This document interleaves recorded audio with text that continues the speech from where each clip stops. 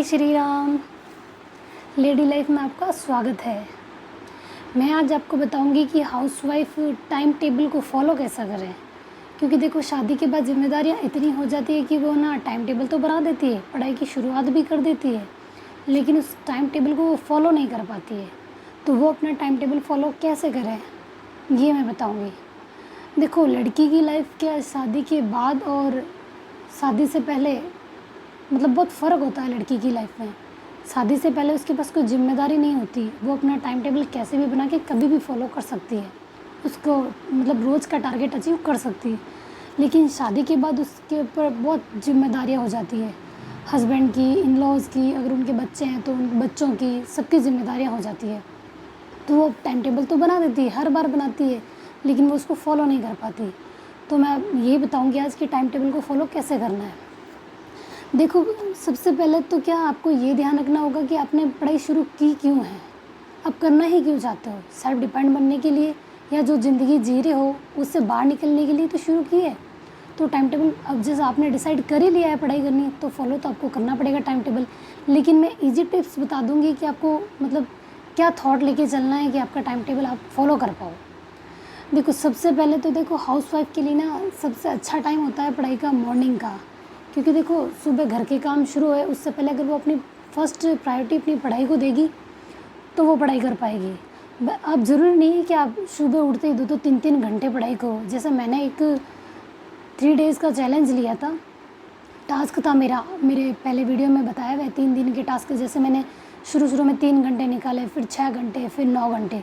तो ज़रूरी नहीं है ये सब जने फॉलो कर सकें या सब जने ऐसा कर सकें, सबकी कंडीशंस अलग अलग होती है। वो क्या है कि जब तक दर्द कोई समझता नहीं ना, तब तक वो बता नहीं सकता। ज़ुबान पे तभी आता है जब वो महसूस कर सकते हैं। तो देखो, महसूस की हुई बात ही बोली जा सकती है। तो ये टाइम को ना आप इंक्रीज़ कैसे कर सकते हैं वो आप पे डिपेंड करता है। मैं सिर्फ तरीके बता सकती हूँ, करना तो आपको ही होगा। क्यों आप करना क्यों चाहते हो वो सोचते रहो कि आपको करना ही क्यों है।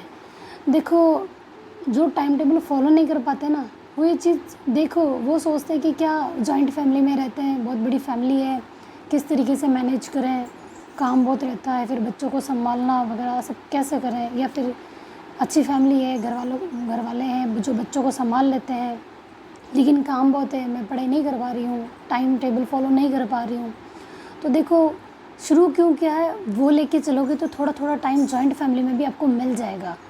कोई बीमार हो तब मतलब थोड़ी थोड़ी हेल्प मिल जाती है, हो सकता है। मतलब हर फैमिली एक जैसी नहीं होती, कि जॉइंट फैमिली में भी ऐसा होता है कि मदद करने वाला कोई नहीं होता, सब कुछ आपको ही देखना होता है। इस ज़िंदगी से बाहर निकलना है तभी तो आपने अपनी पढ़ाई शुरू की है। तो देखो, जब आप सक्सेस हो जाओगे ना, तब ये जो लोग आपको कमेंट कर रहे हैं या फिर आपकी मदद नहीं कर रहे हैं ना, वो सब आपके पीछे आएंगे, सब आपको समझेंगे कि हाँ इसको तो कुछ करना ही था, ये तो कर सकती थी। या फिर वो क्रेडिट खुद लेना चाहेंगे कि हाँ हम थे, हमने मदद की इसलिए वो आगे बढ़ गई। क्रेडिट लेने सब आएंगे, अभी आपकी मदद कोई नहीं करना चाहता, सब दूर हट रहे हैं, क्योंकि शुरुआत आपको ही करनी है। क्योंकि ज़िंदगी आपको बदलनी है, खुद की लाइफ आपको पसंद नहीं है जो आप जी रहे हो, उसको बदलना आपको है। तो सोचना और करना भी आपको ही पड़ेगा। पहले सोचो फिर शुरू कर दो, क्योंकि बिना सोचे किया हुआ काम भी कभी कंप्लीट नहीं होता, उसको पूरा नहीं कर पाते हैं। लेकिन ये चीज़ अपने दिमाग में पॉजिटिव थिंक रखो कि जिस दिन आप सक्सेस हो गए ना, तो जो लोग आपको कमेंट कर रहे हैं पीठ पीछे, मतलब लाइफ बर्बाद कर रहे हैं या कुछ भी बोल रहे हैं ना, उन सबको जवाब मिल जाएगा, आपका रिज़ल्ट उसको जवाब देगा। तो आप पढ़ो, थोड़ा थोड़ा ही पढ़ो, ज़रूरी नहीं है कि आपको ज़्यादा टाइम मिल रहा हो। मॉर्निंग के टाइम निकालो, आधा 1 घंटा, जितना भी 20 मिनट ही मिले शुरू में, तो वो भी बस शुरुआत करो। पॉजिटिव रहोगे तो ज़्यादा अच्छी पढ़ाई होगी। कम से कम ये तो रहेगा हाँ मैंने शुरुआत की है, लेट ही सही लेकिन सक्सेस तो हो गए।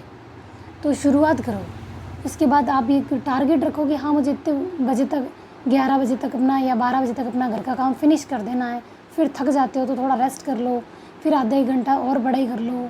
जैसे मॉर्निंग आधा 1 घंटा पढ़ाई कर ली, तो दिन में आधा 1 घंटा पढ़ाई कर ली, तो 1-1.5 घंटा 2 घंटे के आसपास तो आपकी पढ़ाई हो गई। जहाँ आप ज़ीरो थे वहाँ आपने 1-1.5 घंटे पढ़ाई की है, तो ये पॉजिटिव तो है ना कि आपने इतना कुछ मैनेज करके भी अपने लिए टाइम निकाल लिया। लेकिन जो आप टाइम वेस्ट कर रहे हो ना, जहाँ पे कि फ़ोन चला लिया, किसी से बातें कर ली या फिर एक्स्ट्रा घर की सफाई करने में लगे हो, वो चीज़ थोड़ा छोड़ो। देखो, घर वाले कहेंगे, ऐसा नहीं कि वो नहीं कहेंगे, क्योंकि देखो जब आप अपने लिए स्टैंड लोगे ना, तब सबको ना अनकंफर्टेबल फील होगा कि हाँ बस हमारा काम हो रहा है, लेकिन फिर भी उनको अच्छा नहीं लगेगा कि कोई अपने लिए टाइम कैसे निकाल रहा है, कोई अपने लिए कैसे कर रहा है।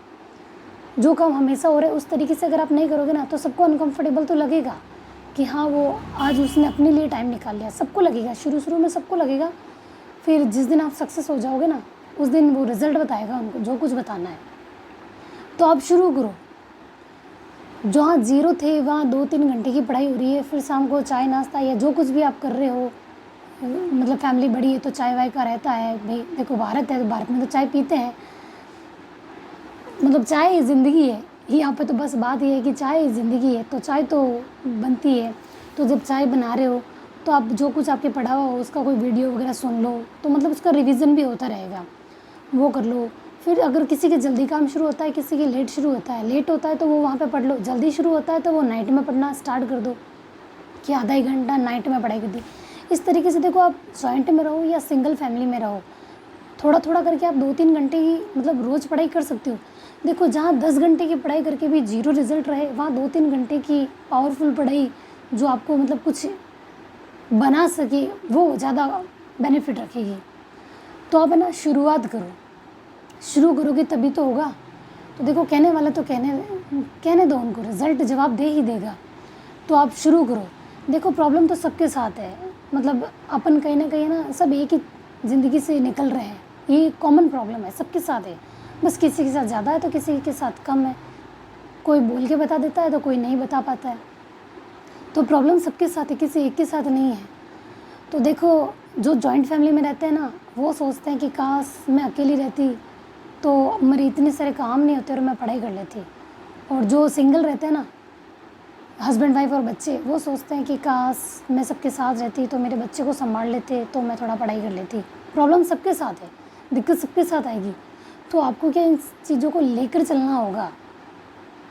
देखो मतलब इन रिज़ल्ट ही जवाब देगा, तब तक आप कुछ मत करो, किसी को कोई जवाब नहीं। बस आप है ना एक पॉजिटिव एनर्जी के साथ शुरुआत करो, सकारात्मक ऊर्जा रहेगी। थोड़ा थोड़ा करके भी आप पढ़ाई करोगे ना, तो आप अपना गोल अचीव कर ही लोगे।